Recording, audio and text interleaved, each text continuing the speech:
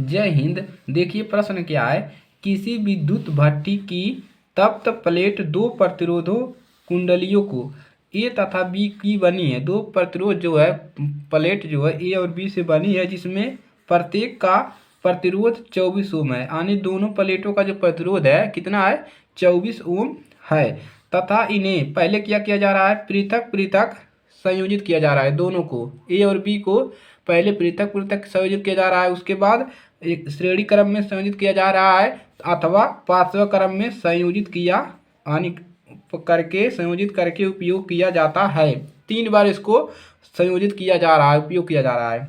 और पूछ रहा है यदि यह भट्ठी और जो भट्ठी है उसका जो वोल्ट है कितना है, 220 वोल्ट स्रोत से संयोजित की जाती है, तो तीनों प्रकरणों में प्रवाहित विद्युत धारा क्या है। यानी कि जब ए बी को पृथक पृथक संयोजित करते हैं तब इसकी विद्युत धारा क्या है, जब श्रेणी क्रम में रखते हैं तब विद्युत धारा क्या है, जब समांतर क्रम में ए बी को रखते हैं तब विद्युत धारा क्या है। तीनों प्रकरणों में निकालना है और ये आपके पूरे 6 अंक के प्रश्न है। तो आप लोग इसको हल करिए और हमारे साथ बने रहिए। चलिए इसको हल करते हैं। तो सबसे पहला काम आपका क्या करेंगे, पहला वाला सबसे पहले इसमें जो जो दिया है उसको लिख लीजिए। तो चलिए हल करते हैं इसको। तो क्या लिखेंगे, विद्युत स्रोत की वोल्टता कितना दिया है, यहाँ पर लिख लीजिए विद्युत स्रोत है, विद्युत स्रोत की वोल्टता कितना दिया है, इसको बी से दिखाते हैं। देखिए दिया है 220 वोल्ट है। भट्ठी की जो वोल्टता है कितना दिया है, 220 वोल्ट है। और कुंडली ए का प्रतिरोध दिया है, दोनों कुंडलियों का प्रतिरोध कितना दिया है, 24 ओम। तो लिख लेंगे दोनों कुंडलियों ए तथा बी का प्रतिरोध कितना दिया है, दोनों का प्रतिरोध कितना दिया है, प्रतिरोध कितना दिया है, प्रतिरोध बराबर 24 ओम। यानी कि कुंडली ए का प्रतिरोध R1 मान लेंगे कितना दिया है, 24 ओम। और कुंडली बी का प्रतिरोध R2 मान लेंगे कितना दिया है, 24 ओम। तो 24 ओम दोनों कुंडलियों को मान लेंगे, हो गया। अब चलिए अब क्या निकालेंगे, पहला निकालेंगे। तो पहला हमको क्या निकालना है कि जब कुंडली को पृथक पृथक संयोजित किया जाता है, तो इसको लिखिए। पहला क्या लिखेंगे, जब कुंडलियों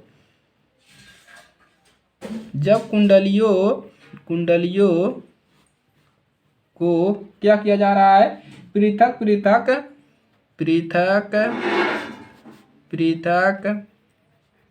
पृथक विद्युत स्रोत से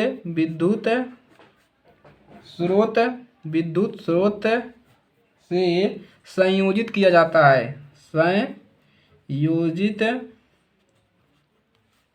किया जाता है। देखिए अब ये सभी प्रश्न में दिया है, अभी हम अपनी ओर से कुछ नहीं लिख रहे हैं, सारा प्रश्न में ये दिया है किया जाता है, पहला वाला यही है। तब हम क्या निकालेंगे, प्रवाहित विद्युत धारा हम यहाँ से निकाल लेंगे। जब इसको पृथक पृथक किया जाता है तो प्रवाहित विद्युत धारा निकल जाएगा, क्योंकि अभी हम इसको इसमें धारा, देखिए तीनों प्रकरणों में धारा निकालना है तो इसमें धारा आसानी से निकल जाएगा। तो क्या लिखेंगे, प्रवाहित विद्युत धारा, प्रवाहित विद्युत धारा। अब धारा क्या होता है, आई होता है, आई बराबर क्या होता है, B/R1। क्या निकालेंगे, B/R1 रखिए या R रख देंगे, कोई दिक्कत नहीं है, क्योंकि दोनों का प्रतिरोध कितना है, 24 ओम है। तो R डैश भी कर सकते हैं, R1 भी बराबर, B का मान कितना है, 220 वोल्ट, R का मान 24 है। अब देखिए कितनी बार जाएगा, भागा लगा दीजिए। तो जाएगा, भागा लगाएंगे 9.2 एम्पियर, किसका मान निकल गया, धारा का मान निकल गया। अब क्या लिखेंगे, अतः प्रत्येक कुंडली में प्रवाहित धारा इतना है। तो यहाँ से लिख देंगे अतः प्रत्येक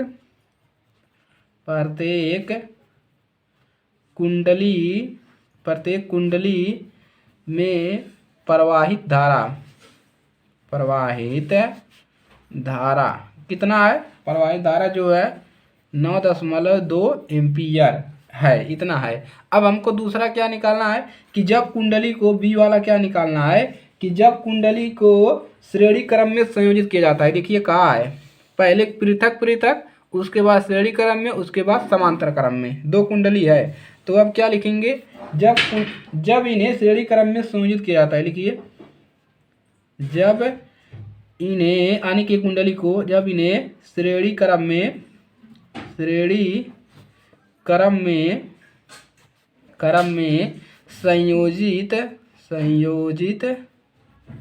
संयोजित किया जाता है।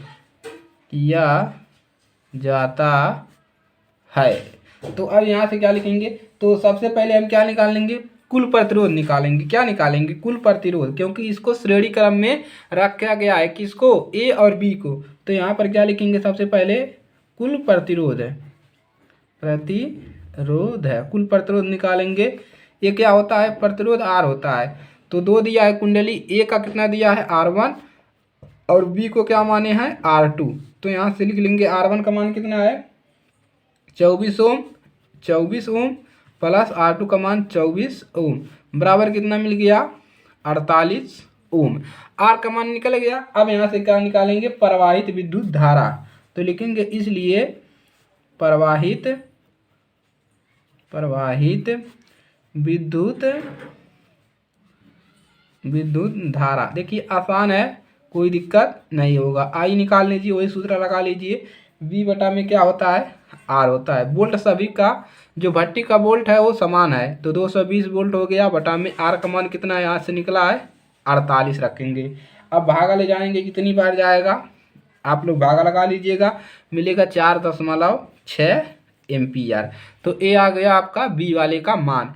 अब निकालेंगे तीसरा वाला, सी वाला क्या निकालेंगे कि जब कुंडलियों को समांतर क्रम में जोड़ा जाता है। तो लिखेंगे जब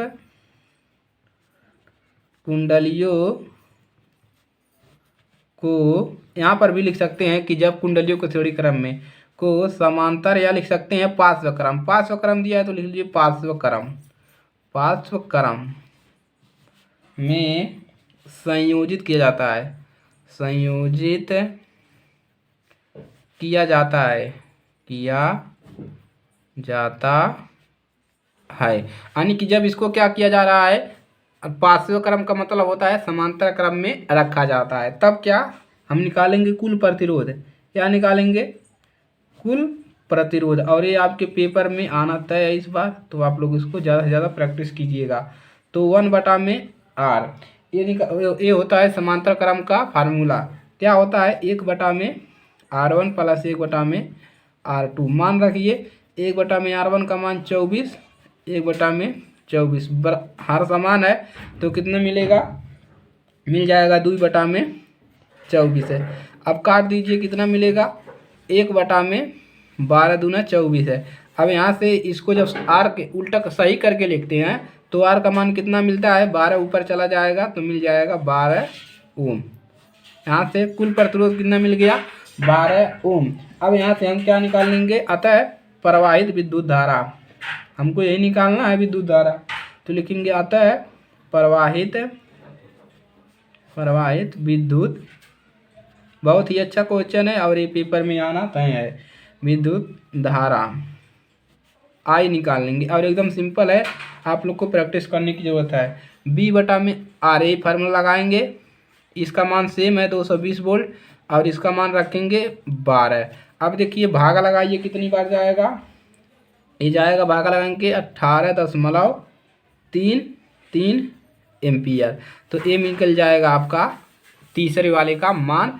समांतर क्रम के लिए निकल गया, श्रेणी क्रम के लिए निकल गया धारा, और उसके बाद पृथक जब उसको मतलब विपरीत रखा जा रहा है उसके लिए आपका धारा निकल गया। और आपसे यही पूछा है कि पृथक श्रेणी क्रम में और पार्श्व क्रम में रखने पर सभी का तीनों प्रकरणों में प्रवाहित विद्युत धारा बताइए। और जो भट्टी का वोल्ट दिया है 224 वोल्ट और दोनों कुंडलियों का प्रतिरोध दिया है 24 ओम। देखिए इन्हीं को क्या किया जा रहा है, पहले पृथक रखा जा रहा है, उसके बाद इन दोनों को श्रेणी क्रम में, उसके बाद समांतर क्रम में, 3 क्रम में रखा जा रहा है। तीनों का मान पूछा है और पूरे 6 नंबर में प्रश्न बनकर आएगा।